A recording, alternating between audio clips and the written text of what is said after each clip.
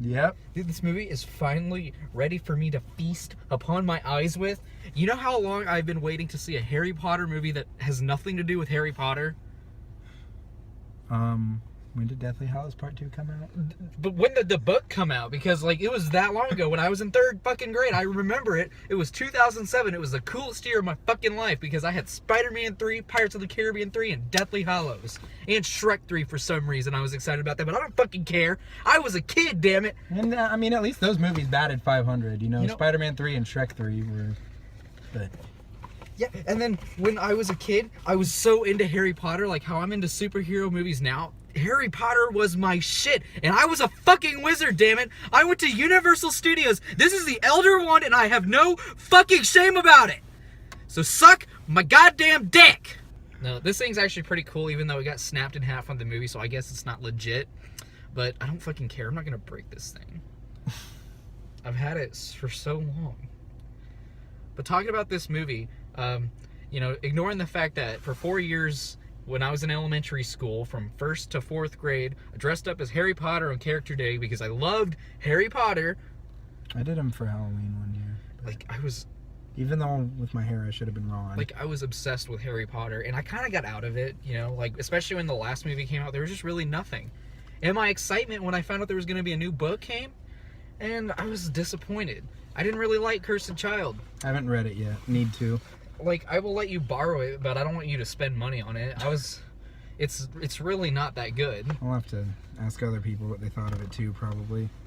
But ever since, like, at least Prisoner of Azkaban, the 3rd movie, I have wanted to see, you know, the battle of Dumbledore and Voldemort, you know, way back when, many, many years ago before Harry Potter was born.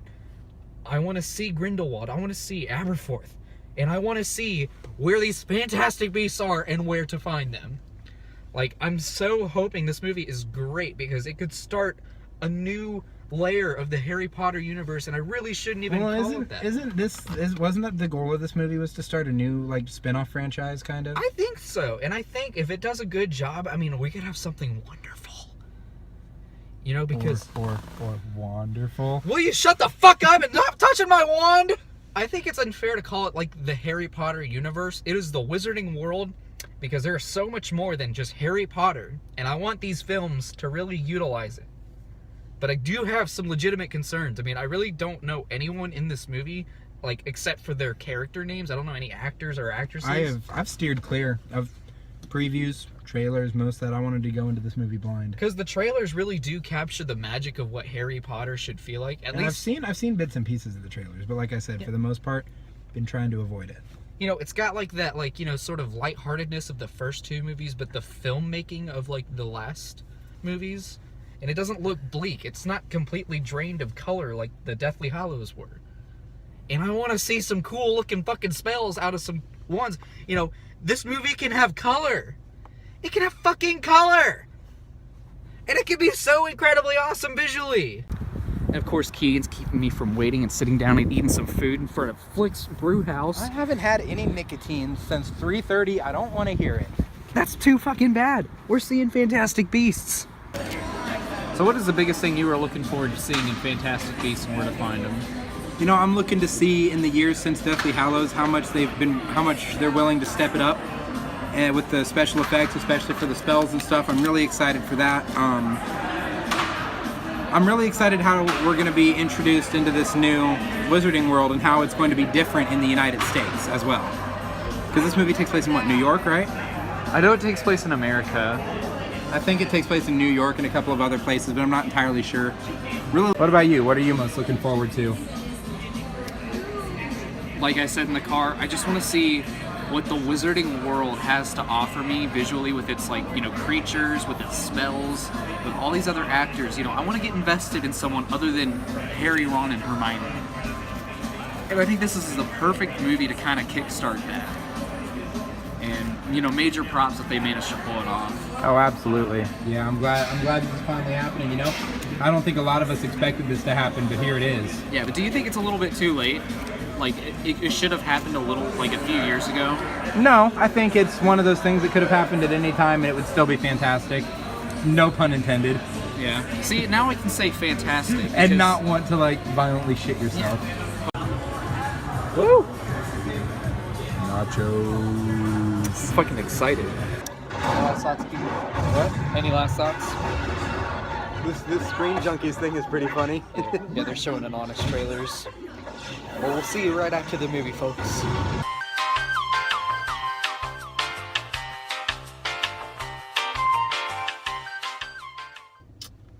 thought we were watching a J.K. Rowling movie, not a fucking Avengers film.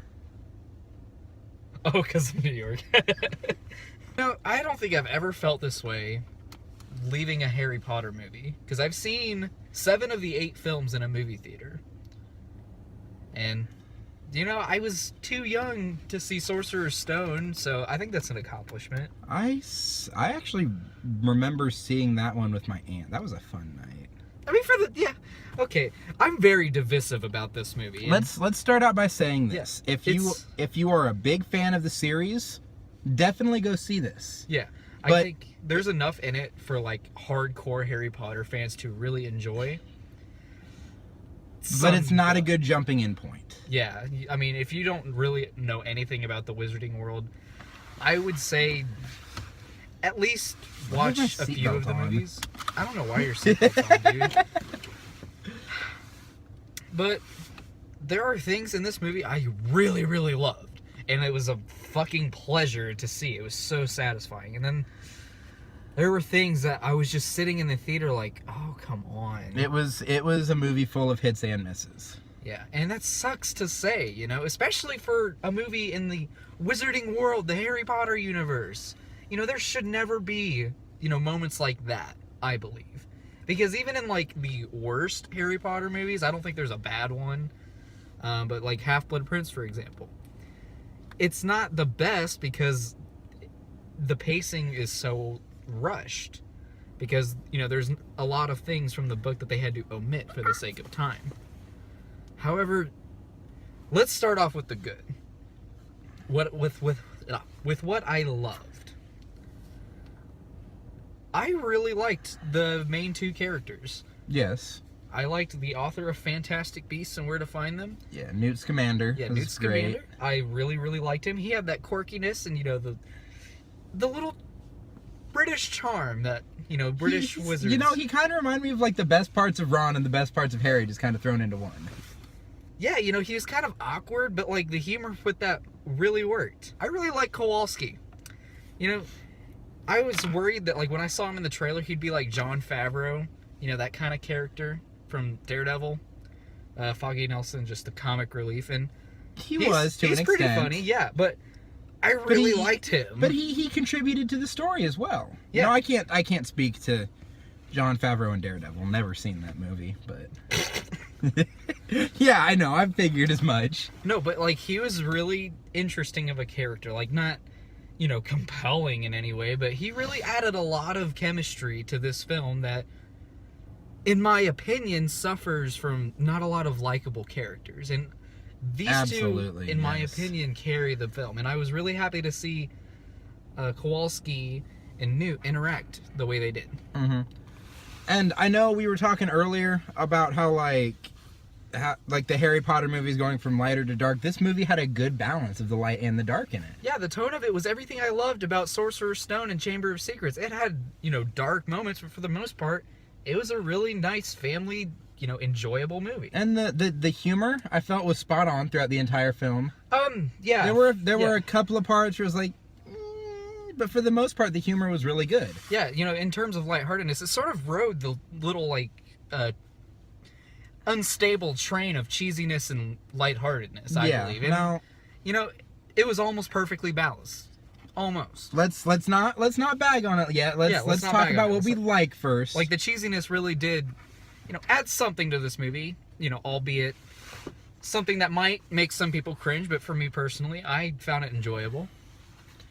You know, and another thing that I felt needed to be praised, the visuals. Holy fucking Yeah, shit. I think this is the best looking Harry Potter movie I've seen. By far. And And- to think it's only been like, what, 2-3 years since Deathly Hallows, that was what, 2013 that Deathly Hallows 2 came out? I'm not sure what year that was. It's been a few years since the last Harry Potter movie. It's been long enough that you wouldn't think they would have made that it wouldn't have been that big of a difference, but it really was. Yeah, like, and that's, I don't know if it's because of the director David Yates or, you know, the visuals behind it, or just advancements in technology in general, but yeah, I can safely say that these magical creatures have never looked better in a Harry Potter movie. And I will always refer to this as a Harry Potter movie because, you know, there are name drops. There's Dumbledore, there's Grindelwald, there's a whole bunch of other, maybe not a whole bunch of other, but, you know, there are Harry Potter characters in this movie. So I will count it as a Harry Potter movie. David Yates, you know, did work on the last, you know, from Order of the Phoenix until Hallows Part 2. He directed those.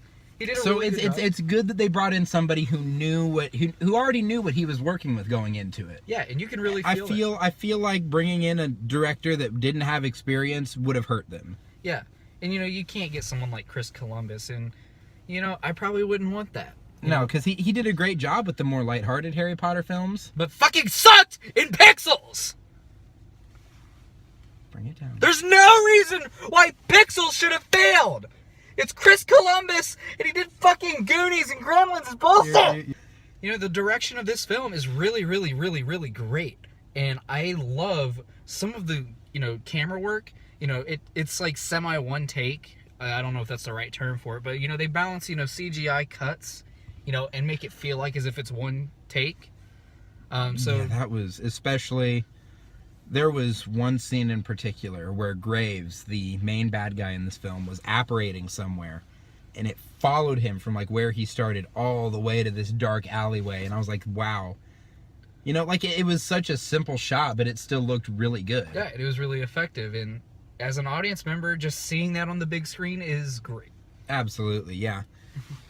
And I gotta commend this movie for, you know, what it was trying to do. It was trying to extend the Harry Potter universe beyond Harry Potter, and for the most part it is phenomenal to see that. I love seeing wizards, you know, in the 1920s or whenever this takes place, you know, outside of Hogwarts, outside of modern day. And unfortunately I gotta put a but statement in there, but there wasn't enough actual wizarding, I felt like, in this film. It was focused around the beasts mostly. Yeah, and that's both the best and one of the worst parts about the movie. Like, when the action does happen, you know, the wizard battles and stuff, it's super satisfying. Probably because we haven't gotten a lot of it since then. But, you know, when wands are going and spells are being cast... And it looked a lot more impressive than most of the stuff I've seen in a Harry Potter film, even though it was simple. You know, we didn't have people going for the forbidden curses. However, you know, you still had the spells going back and forth, and Graves deflecting them all and managing to take out a couple of the auras along the way. Yeah. But the movie was very visually appealing. Even if there weren't very many likable characters, you got to commend the casting choices. The actors did their job well. They even if the writing wasn't exactly what it needed to be, they took the ball and ran with it. Yeah. Obviously, with fantastic beasts and where to find them, of course, you know, the magical creatures are going to look spectacular.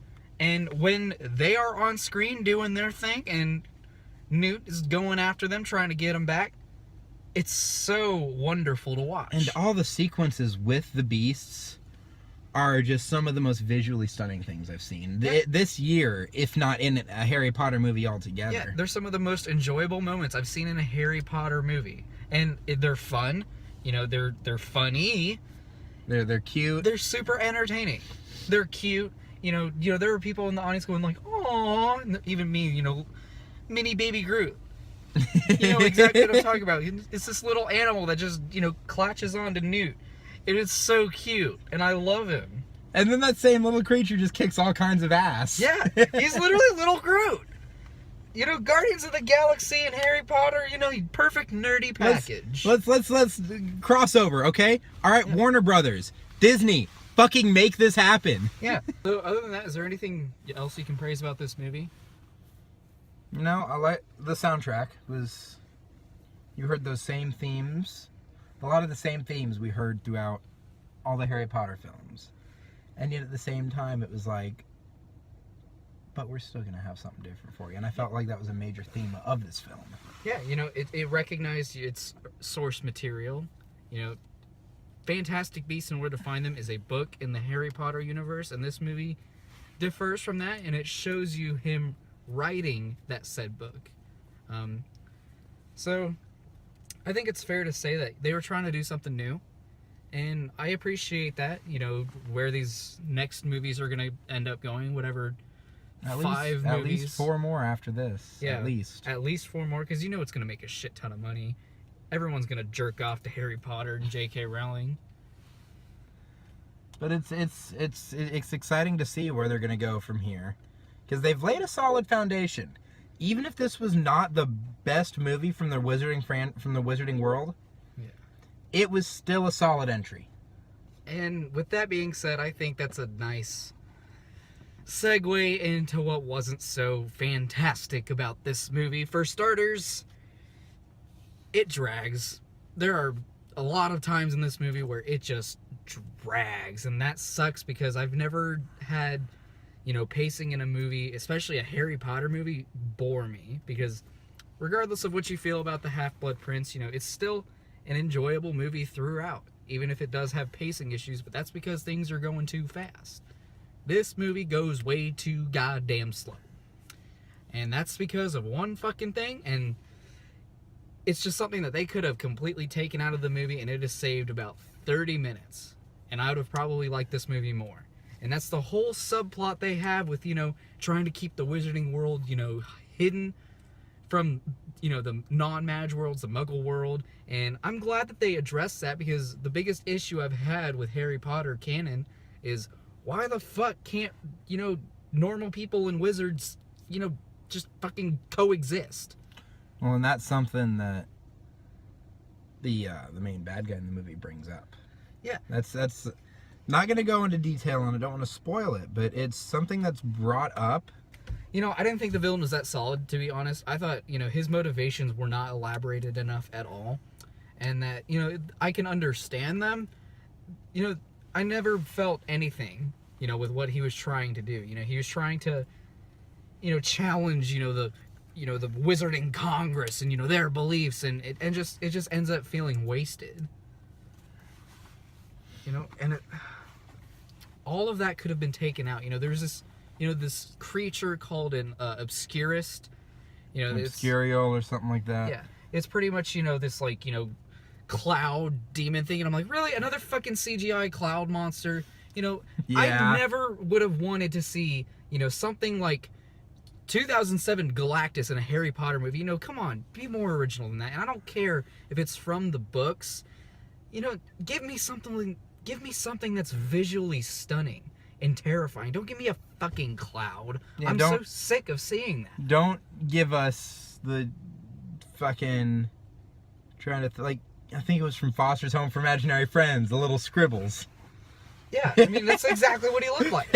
And that's sad to say. It was just so lame. The CGI, yeah, I can compliment that. The little particles, were impressive on a technical standpoint.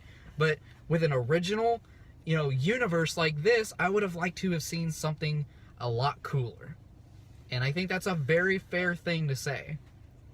And they tried to make it so where, the villain was trying to, keep it a secret about these obscurists, because, they're, these things that, latch out of... And they're, it's like they're harmless without a host.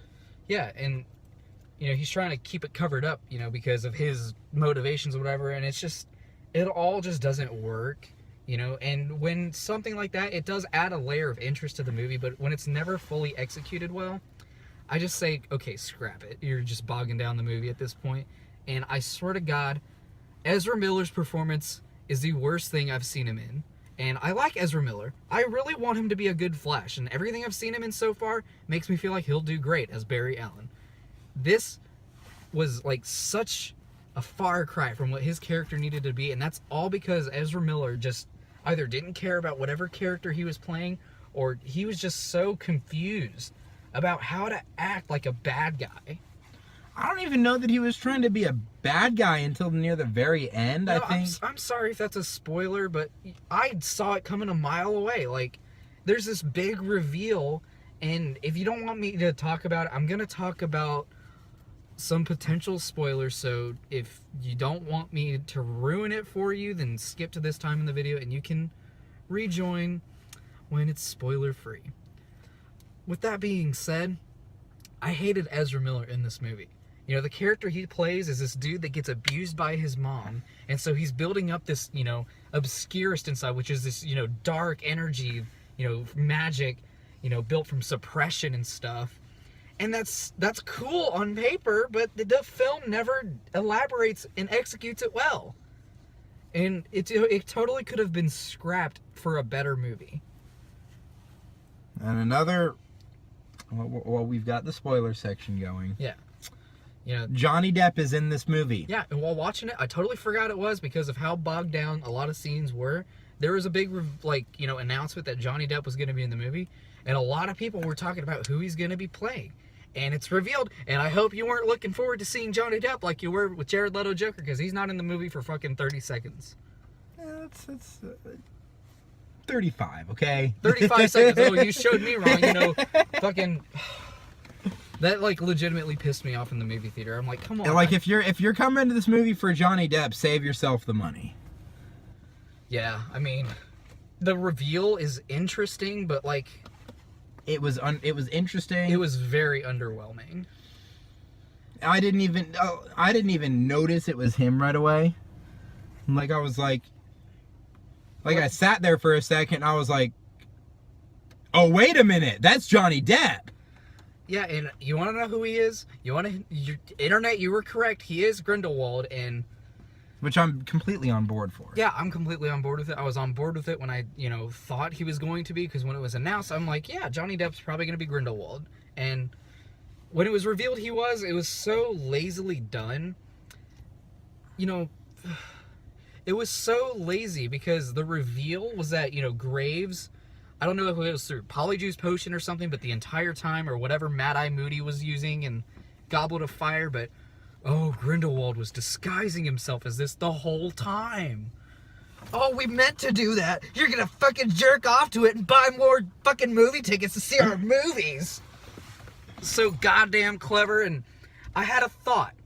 When they were talking about Grindelwald and then they showed the dude, Graves, I'm like, I wonder if it's going to turn out he's going to be Grindelwald. And it fucking was. And I'm like, God damn it.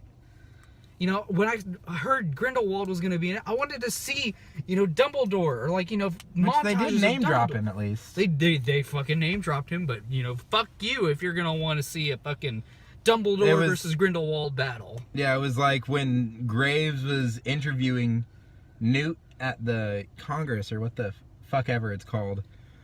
He brings up, he names drops both Hogwarts and Dumbledore. He talks about Newt being expelled from Hogwarts because he accidentally injured a student with a beast or something, and says, but your headmaster tried to prevent you from getting in trouble. Now, why would this Albus Dumbledore have taken such a shine to you, or something like that? Mm-hmm. And if you're gonna have Graves the entire time be Johnny Depp, you know, I get that, you know, you wanted him to be disguised, but at least have Johnny Depp playing the character of Graves, you know, just wearing a different costume or something. Not to bag on Colin Farrell. He still did a good job. Colin Farrell. I mean, he did an okay job, I think. I just really wanted something more from Grindelwald. And I'm not sure if that's from, you know, the books. I'm pretty sure it's not, you know, because, I mean, it's probably going to set up, you know, the Grindelwald versus Dumbledore, but I would have wanted to see a little more love and care put into that. Absolutely. And then going back to the whole Muggles can't see or find out about wizards subplot that could have been taken out of the movie, though, it almost led to very, very huge inconsistencies with lore of the Harry Potter. And that's what I was thinking of too. Yeah, but luckily, a month ahead before release, you know, David Yates remembered, oh shit, I gotta fix this. That's the only way that I would expect David Yates to have this ridiculous Deus Ex Machina, you know, of like the beast, and you know, it's, you know, it carries this beaker, and then suddenly rain comes, and all of the non-magical people just forget. It's like, you know? This venom has very high obliviative properties. I'm like, wink, wink. They won't remember anything. You know, fuck you if we could have used that in Chamber of Secrets with the flying car that was such an important thing in Chamber of Secrets. But I mean, we're just not gonna acknowledge anything like that. You know, they just won't remember, even though half of New York is just obliterated. Hence the Avengers joke earlier. I mean, fuck it. When it was happening, I'm like, oh, come on, please do something Don't do else than this this. shit. And they even said like, we can't obliviate, you know, half a city. And he's like, I think we can. It was so awful. It was Like, I can say that was awful. if it wasn't just hashed in at the last second, then really shame on you if it wasn't just thrown in on the last second. Yeah, because it really did feel rushed, and I think that was just a way to mistake that, because probably in the original script they didn't even acknowledge it, and then someone was like, ooh, CinemaSins is gonna call you out on that, and then like, oh shit, we gotta fix it now, and it just led to that rushed Deus Ex Machina, and that sucks to see. Deus Ex Machinas never work out the way people think they're going to. X3 and now this, like, are the two biggest examples I can think of. Mm-hmm. And all of them involve, you know, birds, like Phoenix and Yeah. you know, all this. Come on, guys. Get it together. Come on, give us something more meaningful. Like I said, it's not a bad movie at all. In fact, I think it's still considered, you know, in my opinion, a good movie. Yeah, absolutely. It's just, you know, as a spin-off to one of my favorite franchises of all time, it left a lot to be desired. And it's trying to get away with a lot of shit it shouldn't be getting away with. Yeah, and I hope that they use, like, the things that they messed up, like Warner Brothers in this movie, and they improve upon it for the other spin-offs, because I think they're all going to be titled Fantastic Beasts 2 and 3 and 4, 5, but they could be, you know, changed later on, like Tales of Beetle and Bard. Come on, guys, make it happen. Give me something wonderful. You know, use your mistakes now to learn from them and make a better movie. Absolutely. Okay. And that's really all I have to talk about with this movie. I'm kind of ready to go back to bed. You know, I mean, 5 times trying to record this kind of took a toll on me, frustrated-wise, and I'm starting to lose my voice. Well, maybe if you hadn't screamed about so many random things throughout the review. I mean, I have to. But if you're ready to rate this movie, I think I am. I think I am as well. You go first. I go last. All right. You know, despite the shortcomings in this film, I still, as a movie as a whole, I thoroughly enjoyed it. I'm going to give it a 7 out of 10. 7 out of 10. If you're a big Harry Potter fan, I say check it out in theaters if you really want to, because my movie theaters back in Noblesville released all of the Harry Potter movies in IMAX in the theater, and I saw a few of them, and they were really cool. And it added a lot of hype to this movie, and I'm sure you'll have a little more enjoyment out of this movie than I did. Am I saying it's like a bad movie? Absolutely not. It's still a really entertaining movie, just not as good as I wanted it to be. You know, I'm a little disappointed, but I wouldn't call the movie disappointing. Yeah. So I think it's fair for me to give it a 7 out of 10. So with that consensus, this movie earns the red box rental, but if you're a casual movie fan, I would say skip it in theaters if you could. If you're not a Harry Potter fan, I would even go as far as to say that this movie could be bumped down to a 6 or a 5.5 if you're not a fan. Well, I think the visuals alone make up for, you know, a lot of the mistakes in this movie. But there was just a lot of sloppy writing. That's where this movie fell short, was sloppy writing. Yeah, but if you're someone who just wants to watch a movie for their popcorn to taste better, then yeah, Fantastic Beasts is your kind of movie. So, with that being said, I'm the Psychedelic Mystic, and that's my buddy Keegan. Not Tarek, but I still had nachos, and we will catch you guys next time. Peace.